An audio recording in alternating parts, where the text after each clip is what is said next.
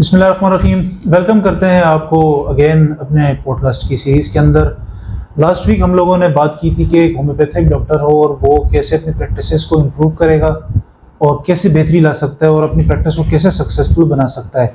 काफ़ी लोगों ने इस पॉडकास्ट को पसंद किया और हमने सोचा कि इसका एक पार्ट 2 भी बनाया जाए ताकि इसके ऊपर हम इन डेप्थ बात करें डिटेल से डॉक्टर साहब के साथ। और मज़ीद जो है वो लोगों की डिमांड है कि आप अगर इसको थोड़ा सा और जो है वो हमें अच्छे से समझाएं और हमें बाकी इसके इंफॉर्मेशंस और बाकी जो इसके प्रोटोकॉल्स या एलिमेंट्स इसके बारे में उनको डिस्कस किया जाए तो हम थोड़ा सा इससे एक अच्छी प्रैक्टिस की तरफ जा सकते हैं। तो आगाज़ करते हैं आज के इस पॉडकास्ट का। अस्सलाम डॉक्टर साहब, वेलकम अगेन। जी, बहुत कैसे हैं आप? ठीक हैं? अल्लाह का शुक्र। अच्छा डॉक्टर साहब, सबसे पहले तो ये बताइएगा कि सोशल मीडिया जो है वो कितना ज़रूरी है डॉक्टर की प्रैक्टिस को इम्प्रूव करने के अंदर। देखिए, लास्ट टाइम बात हो रही थी कि एक डॉक्टर साहब है वो अपना क्लिनिक चला रहे हैं और उनका यानी प्रैक्टिस लेवल इतना बेहतर नहीं है। तो उसमें देखें, हर चीज़ के कुछ फैक्टर्स होते हैं जिसमें से एक नुक्ता ये भी है कि सोशल मीडिया का बड़ा किरदार है।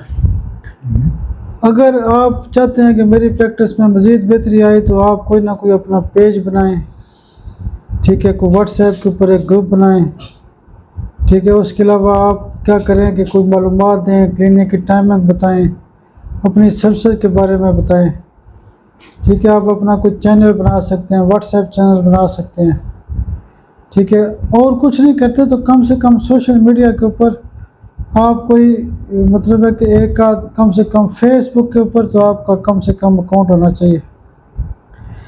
तो अगर हमारे पास एक आध सोशल मीडिया का कम से कम फेसबुक पे पेज है या कोई ग्रुप है, हमारा ग्रुप है या कोई भी आपका यानी अपना अकाउंट बना हुआ है, तो उससे आपके मरीजों को इन्फॉर्मेशन जाती रहती है कि ये बंदा बांझपन का इलाज करता है, ये गुर्दे फेल का इलाज करता है, ये कैंसर का इलाज करता है, इसकी टाइमिंग क्या है, इसकी क्लिनिक कहाँ पे है। तो लोग देखें सर्च कर रहे होते हैं, मालूमात ले रहे होते हैं। तो सोशल मीडिया का भी बड़ा किरदार है। अब देखें, फ़र्ज़ करें सोशल मीडिया अकाउंट्स ना हो तो कैसे पता चलेगा कि हमने इंटरनेशनल लेवल पे किसी डॉक्टर का लेक्चर ढूंढना है या उसकी प्रैक्टिस को देखना है, उसका बुक्स को कैसे ढूंढना है, मटीरियल मेडिका को कैसे ट्रेस करना है, उसके अलावा रेपर्टरी को कैसे सीखना है, रेपर्टरी को कैसे पढ़ना है। तो सोशल मीडिया का बड़ा किरदार है। अब मैंने भी अपना जब चैनल बनाया था तो उसका मकसद ये था कि ये भी एक ज़ाहिर सदका जारिया है, बहुत सारे दोस्तों को तजर्बात पहुँचते रहते हैं। तो मालूमात लोगों को देना बड़ा ज़रूरी है। सोशल मीडिया का अपना किरदार है। जब तक आप सोशल मीडिया में एक्टिव नहीं होंगे तो बेहतरीन प्रैक्टिस बड़ा मुश्किल काम है, क्योंकि डिजिटलाइज हो गई सारी चीज़ें। लोग ज़्यादातर मोबाइल फ़ोन्स के ऊपर सर्फ करते रहते हैं, ठीक है, और टाइम अपना स्पेंड करते हैं। तो जब उनको सामने कोई ऐड वगैरह दिखता है डॉक्टर का या कोई पोस्ट वगैरह दिखती है, ज़ाहिर है लोग तरह तरह की बीमारियों के बारे में सर्चेस करते हैं, तो ऑटोमेटिकली फेसबुक या यूट्यूब भी आपको सजेस्ट करता है चीज़ों को, तो काफ़ी मदद मिलती है। जी, ऐसे नहीं, बड़ा इसका रोल है, इस पर तवज्जो होनी चाहिए। और कुछ नहीं है तो कम से कम फेसबुक पे ऊपर आप एक आध अपना कम से कम आईडी तो बनाए ना, और कुछ नहीं करते तो कम से कम एक आईडी होना चाहिए। अच्छा डॉक्टर साहब, इसमें थोड़ा सा बताइए कि इसमें कितना एक्टिविटी डॉक्टर को करना पड़ेगा और लोगों से इंटरेक्शन कितनी इंपॉर्टेंट है। देखिए, इंटरेक्शन बहुत ज़रूरी है कि देखिए आपका जो हल्का अहबाब है, आपके रिलेटिव्स हैं, दोस्त अहबाब हैं, उनको आपके काम के बारे में नहीं पता, आपने क्लिनिक शिफ्ट कर दिया है, चेंज कर दिया है, उसके ऊपर आपको कैंप लगा रहे हैं, कोई फ्री सर्विसेज दे रहे हैं या कोई और काम कर रहे हैं, तो इंटरेक्शन तो बड़ी ज़रूरी है। आजकल हर बंदा क्या करता है कि वो गूगल सर्च कर रहा होता है, ठीक है, फेसबुक के ऊपर देख रहा होता है, मुख्तलिफ ग्रुप को स्टडी कर रहा होता है। तो मालूमात देना, लोगों से इंटरेक्शन बड़ी ज़रूरी है।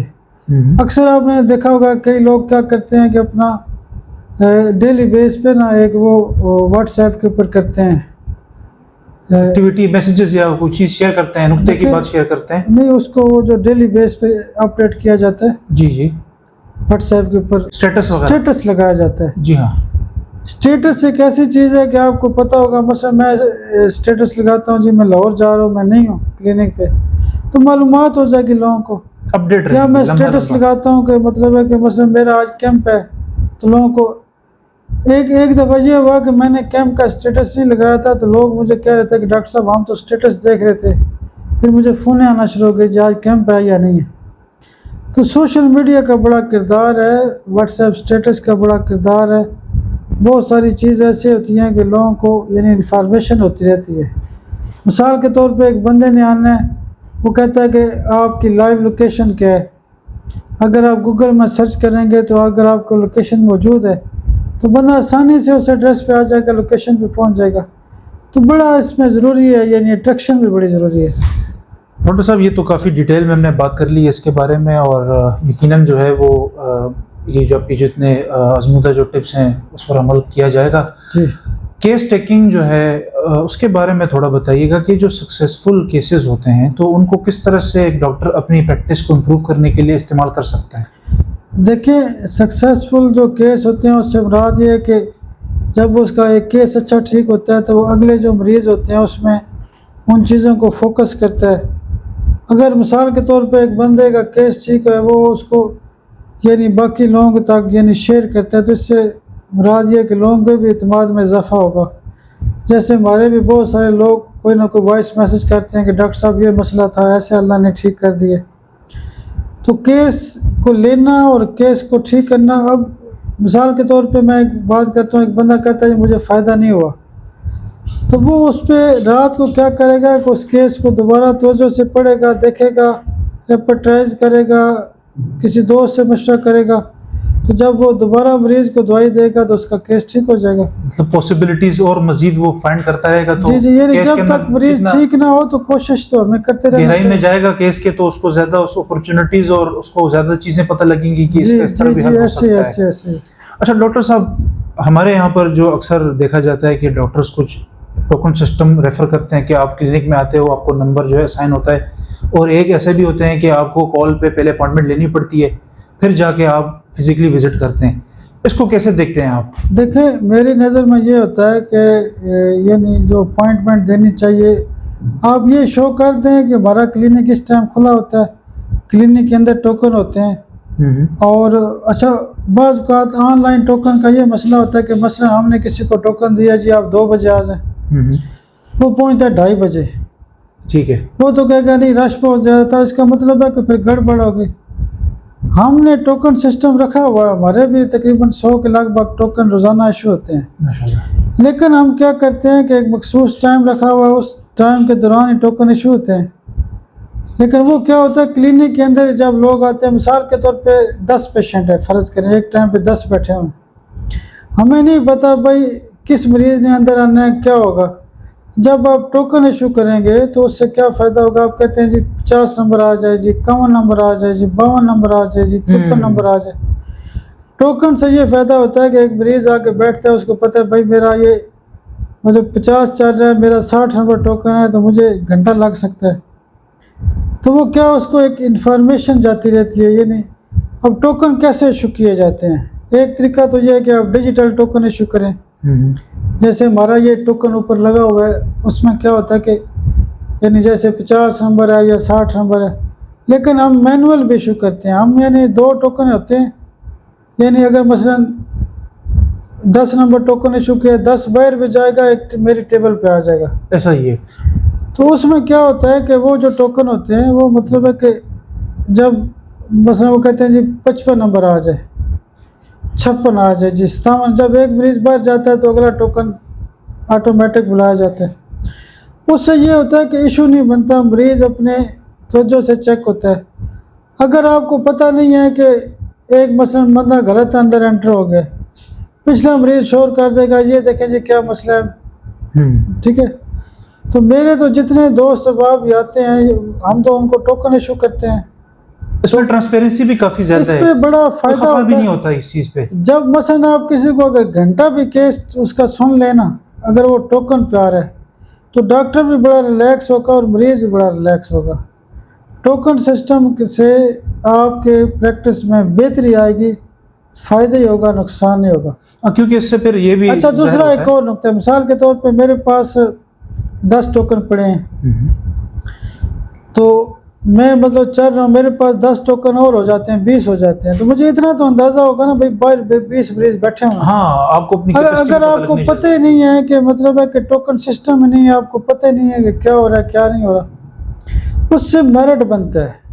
ठीक है। वो मरीज़ बड़ी तवज्जो से आता है। फिर कई दफ़ा ये होता है कि मरीज़ कई दफ़ा नज़दीक से होते हैं, वो कहते हैं जी कौन सा टोकन चल रहा है, मसलन घंटे बाद उसका नंबर लगेगा, तो उसको एक टाइम मैनेजमेंट का अंदाज़ा होता रहता है। तो ये बड़ा ज़रूरी है बेहतरीन प्रैक्टिस की, इसको इग्नोर ना किया जाए। इससे तो ये भी फिर जाहिर होगा कि एक डॉक्टर हैं तो जब उनके पास ये सिस्टम सारा होता है तो मरीज़ भी जो है वो कंफर्टेबल फील करता है कि चलो एक बंदे का नंबर है और उसका केस टेकिंग टाइम ज़्यादा ले रहा है वो उस जी जी बिल्कुल। तो वो एक जस्टिफिकेशन आप दे सकते हो कि आप इंतज़ार कर लें थोड़ा सा, ठीक है, और नंबर पे बंदा जा रहा है। कुछ जगहों पे ऐसे होते हैं कि वो नंबर का सिस्टम नहीं होता, वो जान पहचान होती है उनकी आपस में, अक्सर ये प्रैक्टिस हम चलती है। देखें रोज़ाना के अलावा मेरा कैंप होता है उसमें भी हम टोकन देते हैं। अच्छा। देखिए मेरिट का अब इस दफ़ा जो कैंप था उसमें तकरीबन 10 शहरों से लोग आए हुए थे। तो टोकन का तो अपना दर्जा है, मरीज़ बड़ा रिलैक्स होता है, यानी मरीज़ तवज्जो से इन होता है, तवज्जो से इन आउट होता है, अपनी बात तवज्जो से बताता है, सुनाता है। ठीक है, इसकी बड़ी अहमियत है। अच्छा डॉक्टर साहब, मरीजों की जो रिकॉर्ड वगैरह होते हैं या हिस्ट्री होती है जी, उसको किस तरह से जो है मैनेज किया जाए और उसको कैसे नोट डाउन करके रखा जाए? देखिए जो हेल्थ केयर कमीशन का सिस्टम है उसके मुताबिक रजिस्टर बना होता है। ठीक है, हमारा भाई रजिस्टर प्रिंट हुआ है, उसके ऊपर एक बाकायदा सीरियल नंबर होता है, मरीज का नाम होता है, टेलीफोन नंबर होता है, ठीक है, उसकी बाकी एड्रेस होता है, उसका जो सीरियल नंबर होता है जैसे 135 450 है, मिसाल लिख देता हूँ। वो हम क्या करते हैं कि वो एक बाकायदा एक उसका इनवॉइस नंबर इशू होता है। तो वो जब अगली दफ़ा आता है तो वो नंबर लेके आता है, डॉक्टर साहब कि मेरा पिछला नंबर ये था। वो रजिस्टर से फिर हम मैच करते हैं, उस हम देखते हैं कि पहले क्या दवाई लगी थी, फिर अगली दफ़ा जो दवाई लिखते हैं नया नंबर लगता है।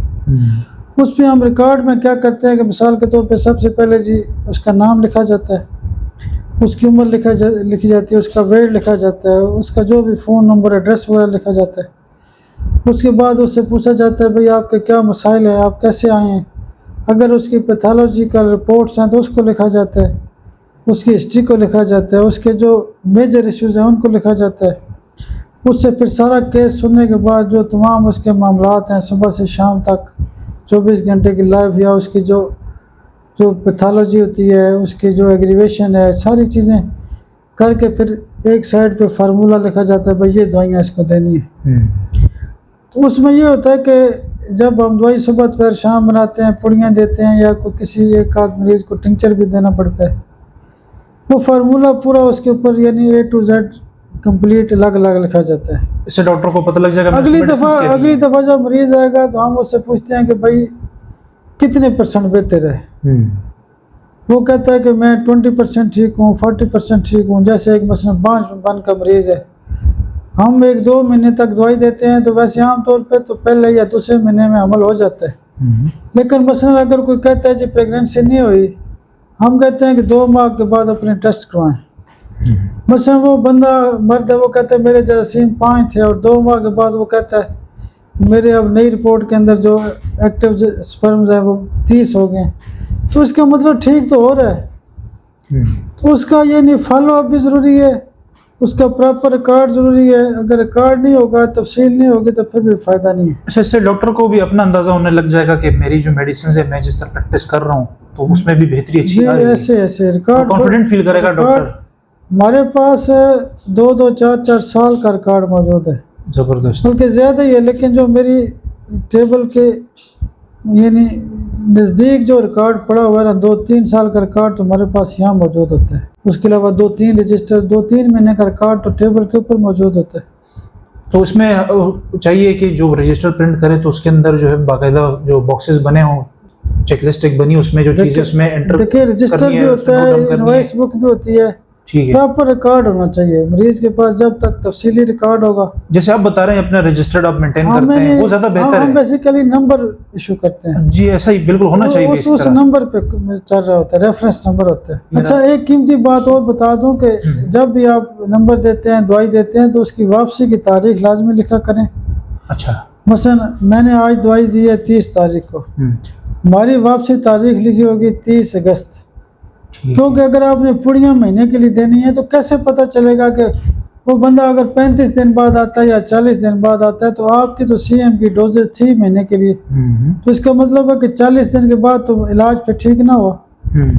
हम क्या करते हैं कि अपना जो रिकॉर्ड बनाते हैं उस पर वापसी की तारीख भी लाजमी लिखते हैं। जरूरी है, उससे पता लग जाता है कि कोई बंदा अगर मेडिसिन ले रहा है और ट्रीटमेंट में किस तरह से, क्योंकि डॉक्टर जो है वो सिर्फ आपको प्रेस्क्रिप्शन लिख के देगा, मरीज को भी चाहिए कि वो मेडिसिन ले, और अगर नहीं होता ठीक फॉलोअप दे तो डॉक्टर को पता लगने लगेगा कि हाँ मेरे अंदर कोई मिस्टेक हुई है, मैंने कोई चीज को केस को सही हैंडल नहीं किया, तो फर्दर इन्वेस्टिगेट करके तो एक मेडिसिन अच्छी दे सकता है। दूसरा प्रॉपर रिकॉर्ड का ये भी फायदा, कई दफा ये भी हमने देखा है कि मरीज आ कहते हैं डॉक्टर साहब पिछले साल दवाई ली थी, 1 माह दवाई खाई थी, उसी से मसला हल हो गया था। जैसे किसी को एलर्जी है या कोई और मसला है या कोई भी मसला है, या किसी को खातून को मेंसेस नहीं आते, या किसी को कंसीव का मसला हुआ था, या कोई भी मसला हुआ, तो उसमें जब प्रॉपर रिकॉर्ड होगा तो हम पुराना रिकॉर्ड देख के आगे फर्दर केस को चलाया जा सकता है।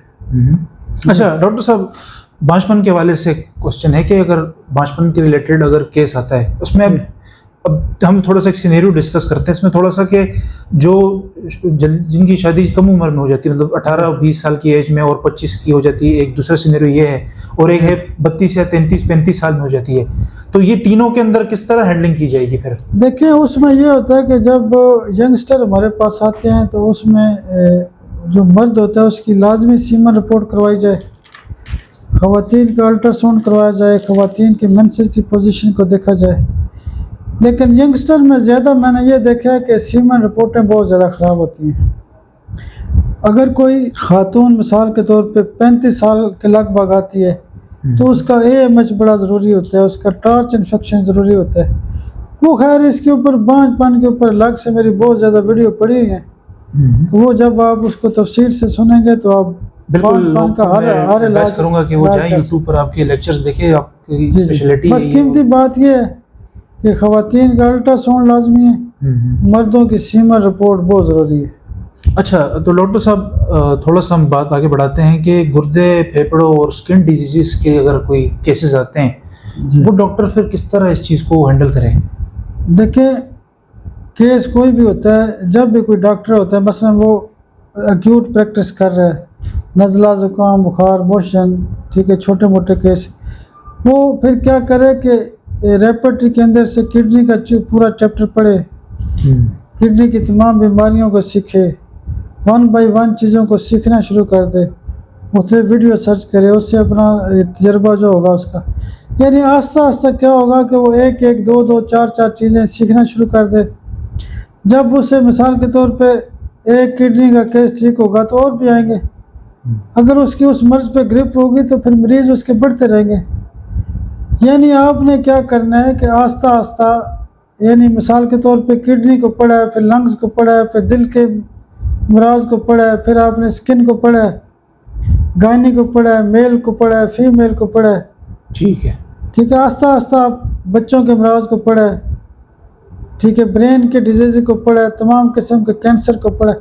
आस्ता आस्ता जब आप 1-1, 2-2, 4-4 चीज़ें पढ़ते जाएंगे तो आपकी प्रैक्टिस में इजाफा होता रहेगा। डॉक्टर का जो ड्रेस कोड हम कहें जिसे, और उसके जो एथिक्स हैं वो किस तरह होने चाहिए? देखिए बातचीत से तो मुराद ये है कि कोई भी डॉक्टर है उसका मिजाज अच्छा होना चाहिए, कि कूल माइंड हो, ठीक है, उसके अंदर सब्र हौसला होना चाहिए, बच्चों के साथ बच्चों का रवैया पैदा करे, बड़ों के साथ बड़ों बुजुर्गों वाला, ठीक है, ख़वातीन है उनके साथ ख़वातीन का, यानी अच्छा रवैया होगा तो मरीज़ उसके खुश होंगे, वो इत्मीनान में होंगे।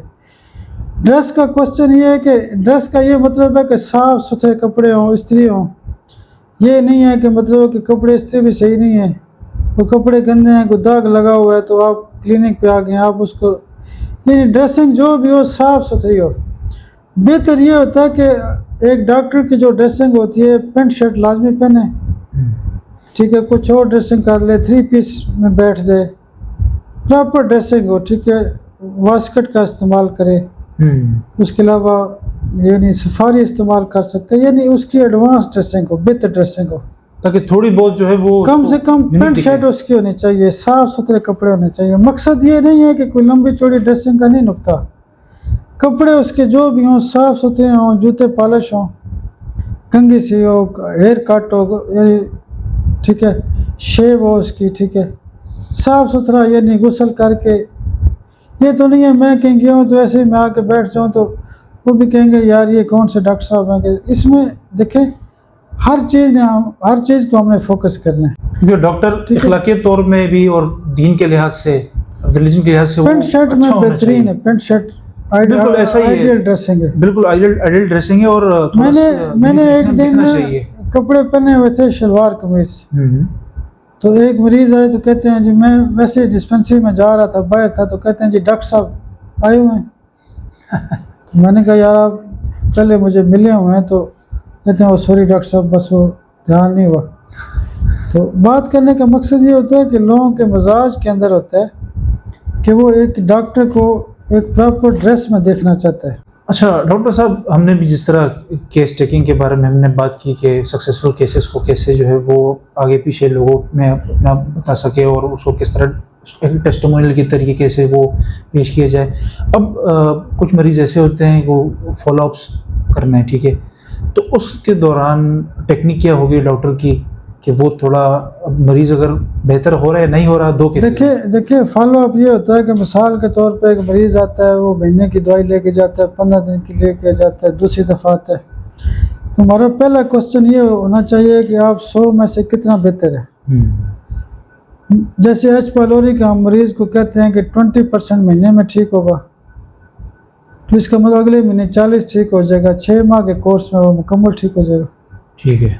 जब हम पूछते हैं कि कितना परसेंट, वो कहते हैं जी 10% है, इसका मतलब कुछ ना कुछ बेहतरी आ रही है। वो कई दफ़ा मरीज़ आके कहता है डॉक्टर साहब कोई फ़र्क नहीं पड़ा, सिरे से मैं ठीक नहीं हूँ, 1 रुपये का फ़ायदा नहीं हुआ। हम उससे पूछते हैं भाई परसेंटेज में बताओ कि कितना इम्प्रूव हुआ है, कितना बेहतर है। वो कहता है परसेंट वाइज तो मैं 50% ठीक हूँ। अब आप खुद फ़र्क निकाल लें, पहले कह रहा है कोई फ़र्क नहीं पड़ा, परसेंटेज वाइज बता रहा है कि 50। अच्छा फिर हमने ये भी देखना है कि आपने कहा था ये बड़ा मसला है, ये बड़ा मसला है, ये बड़ा मसला है।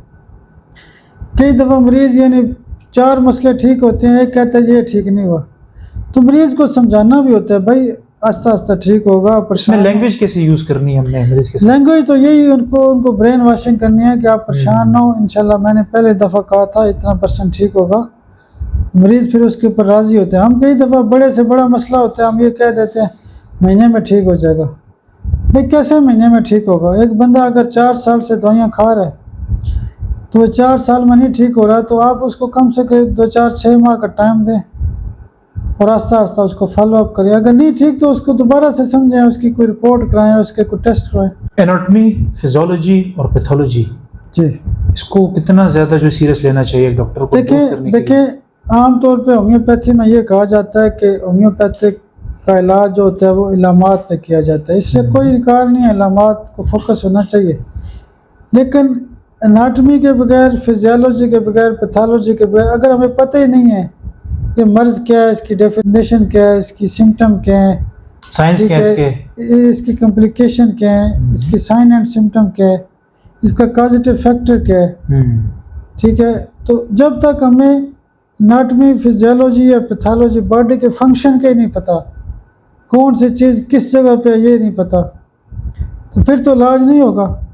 एनाटॉमी, फिजियोलॉजी, पैथोलॉजी का कतन ये मतलब नहीं है कि ये किसी मखसूस तरीका इलाज से इसका तल्लुक़ है, ये हम सब ने पढ़नी है, हमारे सिलेबस में मौजूद है, तो क्यों नहीं हम इसको समझेंगे। जो होम्योपैथी का डिप्लोमा होता है 4 साल का, उसमें एनाटॉमी नहीं है, फिजियोलॉजी नहीं है, हम सिलेबस पढ़ के आते हैं, 4 साल इम्तहान दे के आते हैं, पढ़ के आते हैं, बाद में हम कहते हैं नहीं जी ये फजूल है।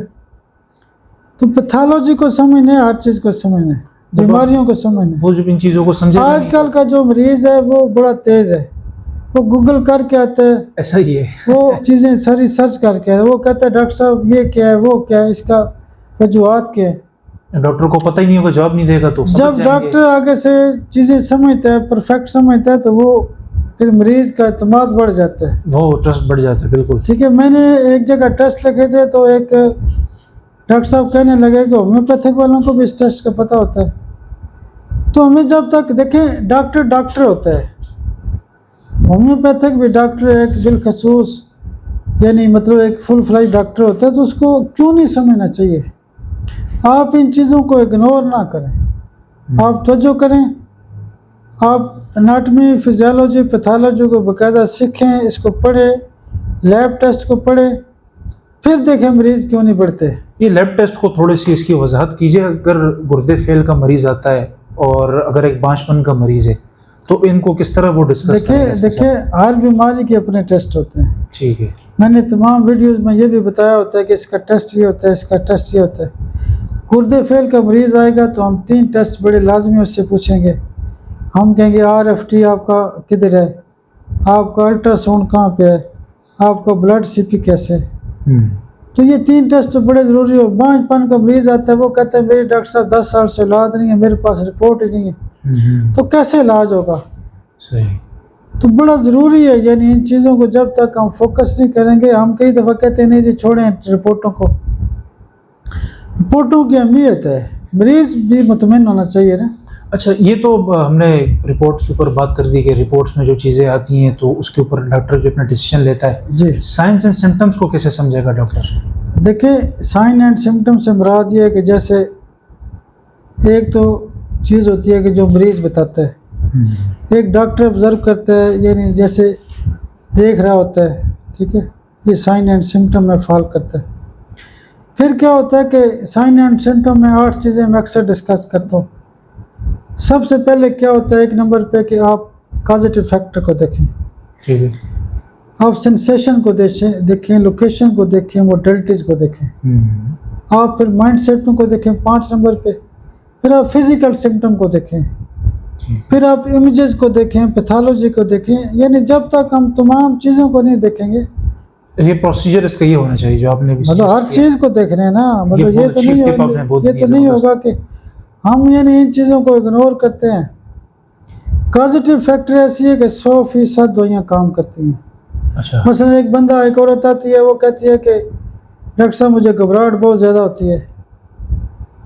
हमें फ़ौरन समझना चाहिए कि उसका कोलेस्ट्रॉल हाई होगा। हम कहते हैं जी कोलेस्ट्रॉल कराएं। जब वो कोलेस्ट्रॉल कराती है, वो कहती है मेरा ट्राइग्लिसराइड TG 350 है, कोलेस्ट्रॉल 280 है। तो बात तो सच्ची साबित हुई, हम कोलेस्ट्रॉल की दवाइयाँ देंगे तो वो ठीक हो जाएगी।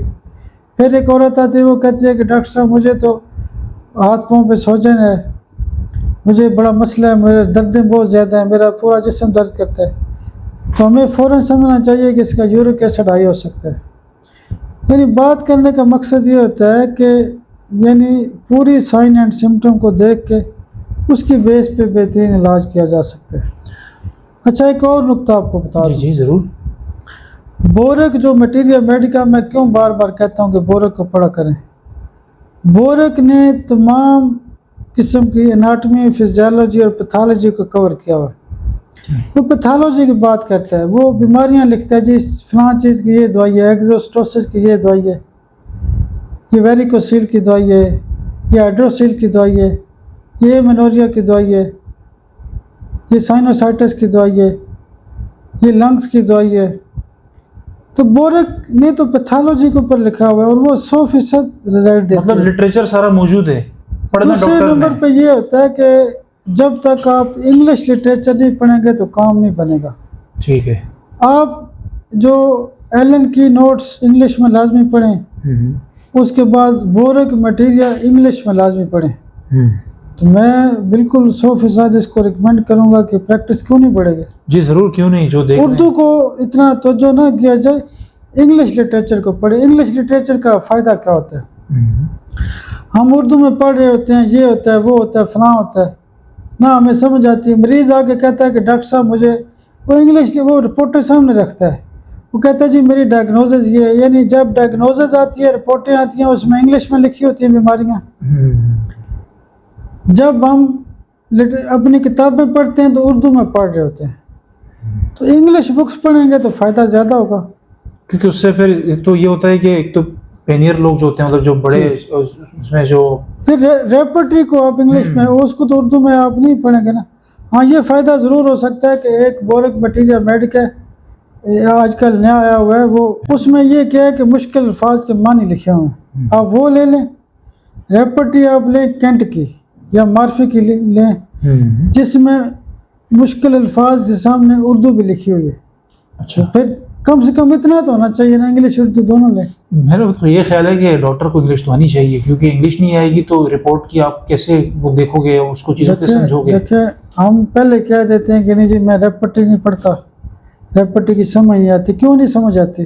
जब आप डॉक्टर बनना चाहते हैं आप तो उसके पढ़ना है आप आपने इस चीज़ को। चैप्टर आप उसके खोल लें, आप गुर्दे का चैप्टर खोल लें, जिगर का खोल लें, मैदे का खोल लें, औरतों वाला खोल लें, गायनी का, मर्दों वाला खोल लें, स्किन का खोल लें, माइंड का खोल लें, आप जर्नल खोल लें, उसमें तो बड़े मजे के चैप्टर हैं और एक एक चीज आपको समझ आएगी। बिल्कुल, जितना डॉक्टर उसको पढ़ेगा उसमें इंटरेस्ट लेगा और जितना इन डेप्थ उसको स्टडी करेगा तो उसको ज़्यादा फायदा होगा और वो केस टेकिंग अच्छी तरीके से कर सकेगा, उसको शर्मिंदगी नहीं होगी किसी भी जी जी जी मतलब कोई ऐसा कोई क्वेश्चन पूछता है उसको जवाब ना आए तो शर्मिंदा हो जाएगा डॉक्टर पेशेंट के सामने। अच्छा, तो मुझे बताइएगा कि हमने देखा है अक्सर डॉक्टर साहब के मरीज आते हैं जाते हैं चले जाते हैं, डॉक्टर्स देखते हैं नंबर पे पेशेंट ये आया है, दूसरे नंबर पे तीसरे नंबर पे ये आया है, तो कुछ डॉक्टर्स ऐसे होते हैं कि वो बस जस्ट अपनी फॉर्मेलिटी पूरी करते हैं, ट्रांजैक्शनल रिलेशनशिप पे चलते हैं वो लोग। आप क्या समझते हैं कि एक मरीज और डॉक्टर का रिलेशनशिप होना चाहिए, उसकी जरूरत क्या है? देखिए मरीज और डॉक्टर का रिलेशनशिप बेहतरीन होना चाहिए। उसका यानी सबसे पहले तो यह है कि उसको इत्मीनान में लाया जाए, उसको तवज्जो से सुना जाए, उसकी केस चेकिंग की जाए, उसकी रिपोर्टों को चेक किया जाए, उसको हौसला दिया जाए, ठीक है, उसको केस की गाइड किया जाए, भाई इतना टाइम लगेगा, आप दवाई खाएं इंशाल्लाह ठीक हो जाएगा। ये देखिए इतने लोग आते हैं, बाहर लोग बैठे हैं, उनसे पूछें जाके, ठीक है। यानी हमने तो मेहनत करनी है ना। हम पहले कह दें भाई नहीं ठीक होता तो किसी और को चेक करा दें, तो फिर कैसे होगा? हमने उसको हौसला देना है कि परेशान ना हो, इतना बड़ा मसला नहीं है, ये ग्रेड 1 का केस है, ग्रेड 2 का केस है। यानी हमने उसको यानी मरीज की यानी माइंड को समझेगा तो फिर इलाज होगा ना, ये काफ़ी ज़रूरी है, ठीक है। उसकी अगर वो कह रहा है डॉक्टर साहब दवाई तेज़ कर दें, तो हम उसको आर्सेनिक देंगे तो तेज़ हो जाएगी। तो हमने उसके माइंड को पढ़ना है, उसके माइंड के मुताबिक उसको तवज्जो से चलना है, उसकी यानी बातें अंडरस्टैंड करेंगे तो उसी से उसका मसलन एक बंदा डर खौफ का शिकार है तो उसको हम डर खौफ की एक दवाई देंगे, उसी से ठीक हो जाएगा। नहीं, उसको तो हौसला देना पड़ेगा। मरीज की जो नोयत होती है मर्ज की, उसको बड़ा समझना है, उसको आप प्रॉपर गाइड करें कि इतना टाइम लगेगा, आप वॉक किया करें, परहेज किया करें, ये खाएं वो खाएं, ठीक है, गैर ज़रूरी चीज़ें ना खाएं, ठीक है, यानी मुकम्मल उसको बात समझानी है। क्योंकि उसमें ऐसा भी होता है कि डॉक्टर को अब मरीज आते हैं मुख्तलिफ तरह के, कुछ हाइपर होते हैं, बहुत कुछ इससे अपनी बीमारी की वजह से होते हैं कि वो थक हार जाते हैं, तो हर एक पेशेंट के साथ डॉक्टर साहब को अपने माइंड सेट को एडजस्ट करना पड़ेगा ताकि उनको ऐसा लगे कि अगला बंदा ये फील ना करे कि ये गुस्से में है या खुश है। 10 मरीज आते हैं, अब एक मरीज जल्दी में होता है उसका और इलाज है, एक स्लो होता है उसका और इलाज है, एक ला इलाज है उसका और इलाज है, एक ज़हनी मरीज़ है उसका और इलाज है, पैथोलॉजी का मरीज़ है उसका और इलाज है। हमने तो सारे नुक्ते देखने हैं। यानी डॉक्टर का फ़न ये है कि उसके पास अच्छा मरीज़ आ रहा है या जैसा भी आ रहा है, गाइडलाइन अच्छी दे उसे, वो उसको कवर करे, ठीक है, उसको मतलब उसका माइंड सेट पड़े, फिर उसके मुताबिक उसका इलाज करे। तो इसमें एतमाद में भी अगर डॉक्टर लेना चाहता है मरीज को तो वो ज़रूरी है बहुत ज़्यादा। एतमाद में लेना, उसकी ब्रेन वॉशिंग बड़ी ज़रूरी है, ठीक है। जैसे मिसाल के तौर पे कद का मरीज़ आता है, हम उसको कहें भाई दवाई महीना 2-3 खाएं और चेक करें, रिजल्ट मिलेगा तो आगे चलेंगे। मिसाल के तौर पे मैं सबसे पहले तो बात ये कहता हूँ भाई महीना एक दवाई खा के चेक करें, अगर आपको फ़ायदा हो तो कंटिन्यू करें। जैसे कई लोग क्या होते हैं कि मसलन जरासीम की रिपोर्ट है, 10 रिपोर्ट है, वो कहते नहीं मैं तो महीने बाद डॉक्टर साहब चेक कराऊंगा, तो मैं कहता हूँ लाजमी चेक कराएं। वो चेक कराते हैं, वो कहता है जी मेरे तो पहले 10 या 20 हो गए, तो इसका मतलब ठीक हो रहा है ना, इम्प्रूवमेंट तो फिर दिखेगी ज़ाहिर है। तो जब इम्प्रूवमेंट आएगी तो हमने ये नहीं कहना कि मतलब उसके यानी मिजाज के मुताबिक उसका इलाज करना है। अच्छा डॉक्टर साहब, हमने देख रहे हैं कि आजकल हर एक डॉक्टर जो है वो ऑनलाइन कंसल्टेंसी दे रहा है, डिजिटल प्लेटफॉर्म्स यूज़ कर रहा है अपने ज़्यादातर, तो थोड़ा सा हमें बताइए कि अगर कोई डॉक्टर अगर इस चीज़ के ऊपर जाता है ऑनलाइन कंसल्टेंसी के ऊपर तो कैसे उसको? देखिए ऑनलाइन से मुराद ये है कि मिसाल के तौर पे अगर कोई मतलब फ़ोन कर रहा है दूर से, कराची से, कोयटा से, लाहौर से, हम तो उनको कहते हैं भाई एक विज़िट लाजमी करें ताकि आपका केस तवज्जो से समझा जाए।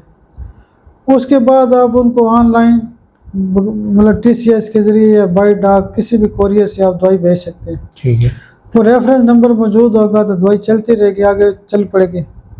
अगर फ़र्ज़ करें कोई एतमाद वाला मरीज़ है, केस मुश्किल नहीं है, वो कहता है जी ऑनलाइन मेरी दवाई भेजी जाए, तो ऑनलाइन के लिए आप ये बताएं कि आप इस टाइम मुझसे रब्ता करें, मैं आपका, या मुझे व्हाट्सएप चीज़ें कर दें, रिपोर्टें भेज दें, वॉइस मैसेज कर दें, आप उसको सुन के उसको जवाब दे देते हैं।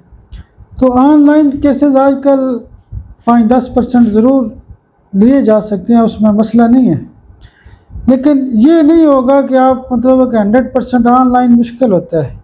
कोई मजबूरी का केस है, इमरजेंसी का केस है, आप उसको वीडियो कॉल ले लें, ठीक जो है। बाहर मैनेज कर रहे हैं, जो डिस्पेंसरी वाले हैं, कोई बंदा है, और भी बहुत सारे मेथड हैं, वो उसको जो है वो अपॉइंटमेंट लेके तो या उससे कोई पूछे। बाहर मुल्क का मरीज़ है, नेशनल इंटरनेशनल हाँ, लेवल का पेशेंट है, बिल्कुल। उसको ऑनलाइन देखने में हर्ज नहीं है, लेकिन उसका प्रॉपर टाइम हो, ठीक है। आजकल बहुत सारे मुख्तलिफ जो है ना यानी तरीक़ाकार है कि आप ऑनलाइन मरीज से डायरेक्ट, व्हाट्सएप तो सबसे आसान है, बिल्कुल इजी है। थोड़ा सा हम जो है वो दीन की पर्सपेक्टिव से थोड़ी बात कर लेते हैं कि डॉक्टर जो है वो अपनी प्रैक्टिसेस को इम्प्रूव करने के लिए अल्लाह ताला से दुआ करे, और वो क्या ऐसे जो है रास्ते अपनाए जिससे जो है उसके रिज़्क़ के दरवाजे खुल जाएं और उसकी इम्प्रूवमेंट आ देखिए जाए। बात ये होती है कि एक अच्छा डॉक्टर जो होता है ना, वो एक तो मतलब अल्लाह की तरफ उसका रुझान हो, कोई रूहानी शख्सियत का मालिक हो, और उसके अलावा ये होता कि यानी अपने यानी जब भी क्लिनिक पे जाता है तो वो अगर वज़ू करके आए तो ज़्यादा बेहतर है, ठीक है। कोई मतलब विर्द वज़ाइफ करता है, कोई इसमें ग्रामी पढ़ता है, दुरूद शरीफ पढ़ता है, या दुआ करके बैठता है क्लिनिक के ऊपर, तो ये बड़ा ज़रूरी है। मैं खुद जब भी क्लिनिक पे आता हूँ तो लाजमी यानी दुआ करता हूँ, माशाअल्लाह। 1-2 मिनट दुआ के बगैर कभी नहीं बैठता। देखिए शिफा का क्या मतलब है कि आपकी नीयत अच्छी हो, दिल से हो, कोशिश हो, जो आपके पास लोग इतने दूर से आ रहे हैं, ठीक है, ये बड़ा ज़रूरी है। यानी अल्लाह से जो लगाव है तो उसमें यानी शिफा का मामला ना, यानी दीन की कुर्बत, नमाज का रेगुलर होना, उसके अलावा जो सदका खैरात होता है, ठीक है, ये सारी चीज़ें बड़ी ज़रूरी हैं एक बेहतरीन डॉक्टर के लिए। आपने देखा होगा जो बड़े बड़े कामयाब डॉक्टर हैं उनका दीन से यकीन ही लगा हुआ है, भले वो 5-10 मिनट की नमाज के लिए टाइम निकाल लें, ठीक है।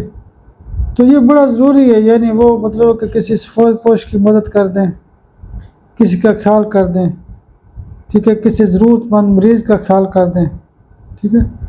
ये बड़ा ज़रूरी है कि वो मजहबी रुझान का मालिक हो। तो अगर हम दूसरे सेंस में देखें तो अल्लाह ताला ने डॉक्टरों को एक मसीहा बना के भेजा है। जी ऐसे ऐसे लोगों की जो है ट्रीटमेंट करना, लोगों की खातिरदारी करना एक मसीहा जैसा काम है ये। शिफा का मतलब ये है कि देखें ये 3 कोने मिलते हैं, एक मरीज़ होता है, दूसरा डॉक्टर होता है, और तीसरा अल्लाह की ज़ात होती है। बेशक। जब आप ये दुआ करते हैं कि या अल्लाह पाक मेरे तमाम मरीज़ों को शिफा दे दे, तो इसका मतलब ये है कि जब मरीज़ आएगा अल्लाह उसके जहन में ऐसी बात डालेगा, भाई इसको ये मसला, ये दवाई दे दे, तो इसको कहते हैं शिफा। ऐसे ही डॉक्टर साहब आखिर में आप कोई नुक्ता अगर डिस्कस करना चाहते हैं या आपको पैगाम देना चाहते हैं? देखिए नुक्ता यही है कि देखें बात ये होती है कि अल्लाह ने आपको एक बेहतरीन मालिज के तौर पे चुना है, तो आप मेहनत नहीं करेंगे, कोशिश नहीं करेंगे, ये कोई शुगल मिल है। इंसानी सेहत का काम कोई आसान काम नहीं है। बेशक। आप एक बंदे की जान बचाते हैं तो उसका कितना बड़ा दर्जा है, एक बंदे की सेहत को ठीक करते हैं, एक बंदे के दुख का मुदावा करते हैं, तो उसके लिए आप इग्नोर ना करें। मुझे बड़ा अफसोस होता है, मेरे दोस्त बहुत सारे कहते हैं कि डॉक्टर साहब काम नहीं चल रहा, तो काम कैसे चलेगा? मेहनत ज़रूरी है, लगन ज़रूरी है। बेहतरीन डॉक्टर की कामयाबी का राज ये है कि मुसलसल मेहनत करता रहे। अगर वो हफ्ते में 1 दिन पढ़ लेगा, 6 दिन ही पढ़ेगा, तो फिर भी कामयाबी नहीं होगी। मुसलसल मेहनत, और यही फॉर्मूला जो है वो बाकी सारी फील्ड्स में भी लोग जो देख रहे हैं, आप जी हमारी ये सुन रहे हैं, जो भी अलग डॉक्टर के अलावा भी कोई फील्ड में अपने हैं, तो ये मेहनत और लगन की कोशिश ये कंटिन्यू रखनी है, तब कई लोग मतलब बहुत सारी चीज़ों को इग्नोर भी करते हैं, नहीं जी ऐसे ये फजूल है, शॉर्टकट के चक्कर में होते हैं ना थोड़े से। कई लोग कहते हैं जी नुक्ते की बात ठीक नहीं है, फलाना ठीक नहीं है। भाई मेरे जितने भी इंटरनेशनल किस्म के आथर है, ठीक है, जैसे रॉबर्ट मर्फी है, उसने मतलब है कि की नोट्स लिखे हुए हैं। हर डॉक्टर के अपने तजर्बात होते हैं। बहुत सारी चीज़ें ऐसी होती हैं जो किताबों में नहीं मिलती। अब डॉक्टर बिशंबर दास है, उसका अपना तजर्बा है, जे.एन. शिंगल का अपना तजर्बा है, केंट का अपना तजर्बा है, रॉबर्ट मर्फी का अपना तजर्बा है। अभी भी मैंने आपने देखा होगा एक बुक मंगवाई है, काफ़ी महंगी किताब आई है, अमेरिका में प्रिंट हुई है, वो एक मटीरियल मेडिकल। हम क्यों देखें इंटरनेशनल किस्म का डेटा मंगवाते हैं? मकसद क्या होता है कि एक बेहतरीन कोशिश कर रहे हैं।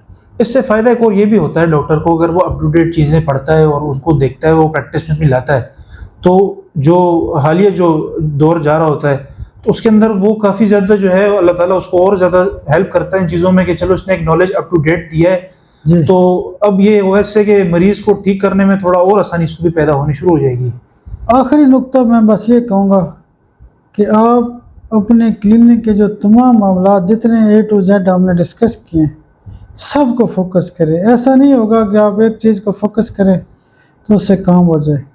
कीमती बात यह है कि आप मुसलसल मेहनत रखें, रेगुलर मेहनत। मुसलसल मेहनत करेंगे तो आप 10 से 20 मरीज़ देख सकते हैं, 20 से 40 देख सकते हैं, 40 से 80 देख सकते हैं। मैंने एक डॉक्टर साहब से बात की कि मतलब है कि बेहतरीन प्रैक्टिस होनी चाहिए। कहते हैं नहीं, लालच नहीं होना चाहिए। मैंने कहा इसमें लालच की कौन सी बात है? अगर आप 50 को फ़ायदा दे रहे हैं तो 100 को फ़ायदा देंगे तो उसका क्या मतलब है? अगर यानी आपके हाथ से 100 मरीज़ ठीक होते हैं, ऐसा ही है, तो उसका क्या मतलब है? जैसे अब नुक्ते की बात अक्सर जो है वो ग्रुप्स में शेयर करते हैं, यूट्यूब पे शेयर करते हैं। कुछ लोग ऐसे भी होते होंगे जो सिर्फ उस मेडिसिन को आपकी इस प्रेस्क्रिप्शन के ऊपर लेके तो विजिट का फिर नहीं, अल्लाह का शुक्र है, बहुत सारे दोस्त मशवरा करते हैं, रहनुमाई करते हैं। वो सिर्फ वीडियो सुन के लिखते रहते हैं और उनकी प्रैक्टिस में बड़ा इजाफा हुआ। बिल्कुल होना भी चाहिए। तो मेरा उन तमाम दोस्तों को, अहबाब को बिल्कुल मैं सलूट पेश करता हूँ जो मेहनत क्या दी है, जो कोशिश कर रहे हैं। घबराना नहीं है, ठीक है? कोई काम भी आसान नहीं होता। एक मजदूर बेचारा जाता है तो मेहनत नहीं करता सारा दिन। एक टीचर होता है वो सारा दिन पढ़ाता है। कोई और एक ड्राइवर है वो यहाँ से गाड़ी लाहौर लेके जाता है, वापस लाता है, वो मेहनत नहीं कर रहा होता। अच्छा, ये सबसे खूबसूरत बात है। अगर एक जिस तरह आप अपनी फील्ड में माशाल्लाह से आपकी बहुत ज़्यादा एक्सपर्टीज़ है, और जो नए डॉक्टर जो इम्प्रूव करना चाहते हैं और वो जब इस एक्सपीरियंस को आपको देखेंगे, कितने साल लगे होंगे आपको इस एक्सपीरियंस को गेन करते हुए, और वो एक 15 से 20 मिनट की वीडियो के अंदर आप शेयर करके, तो कितना फ़ायदा मिल रहा है मतलब लोगों को। देखिए हमारे जो फार्मूले हैं या जितना वर्क है वो एक तो 18-20 साल की प्रैक्टिस का खास है। दूसरे नंबर पे ये है कि दिन रात की मेहनत है, उसका अल्लाह की मदद भी है, वालिदैन की दुआ है, मेरे दोस्तों की दुआ है माशाल्लाह। जो दोस्त रोज़ाना दुआएं देते हैं। अच्छा, मैं वीडियो में एक जुमला बोलता हूँ कि मेरे लिए दुआ किया करें। कई दोस्त इसको पता नहीं किस नज़र से देखते हैं। असल में मेरी वालदा याद हैं तो उन्होंने मुझे एक जुमला कहा था। उन्होंने कहा था कि आप जब भी वीडियो बनाते हैं तो ये जुमला लाजमी कहा करें कि मेरे लिए दुआ किया करें। बड़ी खूबसूरत बात है। तो ये मैं उनके कहने के ऊपर ये जुमला बोलता हूँ। बहुत खूबसूरत बात है। दुआएं तो आप करते ही रहते हैं, ऐसी कोई बात नहीं। जी बिल्कुल, क्यों नहीं, क्यों नहीं। माँ बाप तो ऐसी एक हस्ती अल्लाह ताला ने ज़िंदगी में औलाद को दी है कि आज मेरे पास एक पेशेंट आए थे, वो उनको कैंसर था कश्मीर के। जी हाँ। तो उनको प्रोस्टेट कैंसर था। वो पहली दफ़ा मुझे मिलने हैं। वो कहते हैं डॉक्टर साहब अल्लाह ने मुझे बड़ी सेहत दी है, शिफा दी है। ज़बरदस्त। मैं सिर्फ देखने आया हूँ कि डॉक्टर मेरा मौलज कौन है। टाइम लगा उनका काफ़ी, लेकिन वो बिल्कुल परफेक्ट हैं, रिपोर्टें भी ठीक हैं। तो देखें कितनी लोगों की दुआएं मिलती हैं। बिल्कुल, और आगे भी मिलती रहेंगी। और एक अच्छे डॉक्टर की जो यही पहचान है कि वो दुआओं से जो है वो अल्लाह ताला उसको लोगों से करवा के और शिफा देते हैं लोगों को। और कितनी खुशी होती है एक बंदे को। जाहिर है बंदा बीमार हो जाता है तो कितनी ज़्यादा फैमिली में बंदा अपसेट रहता है, खुद भी अपसेट रहता है हर वक्त। बस मेरा आपके लिए सलूट है कि आपने मेहनत करनी है, कोशिश करनी है, ठीक है? घबराना नहीं है, मैं आपके साथ हूँ। देखिए अगर आप मुझे कॉल करते हैं या मैसेज तो मेरे साइलेंट होते हैं। कॉल करते हैं, कॉल अटेंड नहीं होती, इसका मतलब मैं कहीं बिजी हूँ, फंसा हूँ, कहीं मसरूफियत है। आप बाद में कॉल कर सकते हैं, घंटे बाद कर सकते हैं। और दूसरा, कॉल करें तो 1 मिनट की कॉल करें, बस ये बताएं जी ये मसला है तो ये इसका क्या हल है। कई लोग पूरा फिर किस्सा खोल देते हैं, जी ये हुआ था, वो हुआ था, फिर इतना टाइम तो भाई मेरे मुश्किल हो जाता है ना। तो ऐसी कोई बात नहीं है, आप बिल्कुल मेहनत करें, मैं आपके साथ हूँ, घबराना नहीं है, इंशाल्लाह अल्लाह पाक आसानी करेगा। डॉक्टर साहब बहुत शुक्रिया, और बहुत ही ज़्यादा जो है आज हमने ज़बरदस्त गुफ्तगू की इसके बारे में, और मैं उम्मीद करता हूँ कि जो भी यहाँ लोग सुन रहे हैं जो डॉक्टर बनना चाहते हैं या बाकी जो लोग हैं, तो उनको काफ़ी ज़्यादा इससे हेल्प मिल गई, मोटिवेशन भी एक मिल चुकी होगी। अच्छा, एक नुक्ता और मैं आपको ज़रा यहाँ पे शेयर कर दूँ कि एक लफ्ज़ होता है तवक्कल। तवक्कल का मतलब है कि हो जाएगा। एक मज़दूर होता है, एक दूसरा मज़दूर होता है, एक कहता है नहीं जी आज बारिश है, मुश्किल ही है, तो वो जब बाहर निकलता है तो वो उसको कहीं प्लस्तर मिल जाता है, अंदर बिल्डिंग के अंदर का काम मिल जाता है, वो दिहाड़ी लगा के आ जाता है। और जो दूसरा मरीज़ तवक्कल नहीं कर रहा होता, जो घर ही कहता है जी नहीं आज तो मुश्किल है, हालात ख़राब है, तो आप जब तवक्कल करेंगे तो इंशाल्लाह रिज़ल्ट आएगा। आप कहते हैं अल्लाह करेगा, अल्लाह की मदद से ये केस ठीक होगा, आप मेहनत करते हैं, कोशिश करते हैं, ठीक है। हम नहीं मेहनत करते, पूरी ज़िंदगी एक शोबे पे लगाई हुई है, रात को 2-2 3-3 बज जाते हैं। तो बात करने का मकसद ये होता है कि तवक्कल को इग्नोर ना करें। डॉक्टर साहब थैंक यू सो मच, और इंशाल्लाह नेक्स्ट पॉडकास्ट के अंदर जो है नया टॉपिक आपसे डिस्कस करेंगे, और अगर लोगों का फीडबैक इस पे अच्छा आता है कि हमें एक थर्ड पार्ट भी इसका बनाया जाए, तो इंशाल्लाह इस पर भी हम काम करेंगे। तो आज का पॉडकास्ट आप लोगों ने जो है वो एंजॉय किया होगा, और काफ़ी इन्फॉर्मेशन जो है वो आप लोगों को मिली होंगी, नए डॉक्टर को बनने के लिए क्या करना चाहिए, या जो डॉक्टर इम्प्रूव करना चाहते हैं, तो ये दोनों के लिए मुफीद है। बाकी जो ऑडियंस है हमारी, तो उनको भी काफ़ी ज़्यादा इससे मोटिवेशन मिल गई होगी, और किस तरह जो है वो एक होम्योपैथी की प्रैक्टिस, एक डॉक्टर दिन रात मेहनत करके अपनी लगन से अपने शोबे के अंदर काम करते हैं, और लोगों को अच्छी एक क्वालिटी वाली जो है वो मेडिसिन प्रोवाइड करते हैं, ताकि उनका इलाज अच्छा हो जाए, उनकी ज़िंदगी में बेहतरी आए और लाइफस्टाइल इम्प्रूव हो जाए। तो इंशाल्लाह नेक्स्ट पॉडकास्ट के अंदर आपसे मुलाकात होगी, तब तक के लिए अपना ख्याल रखिएगा। अल्लाह हाफ़िज़।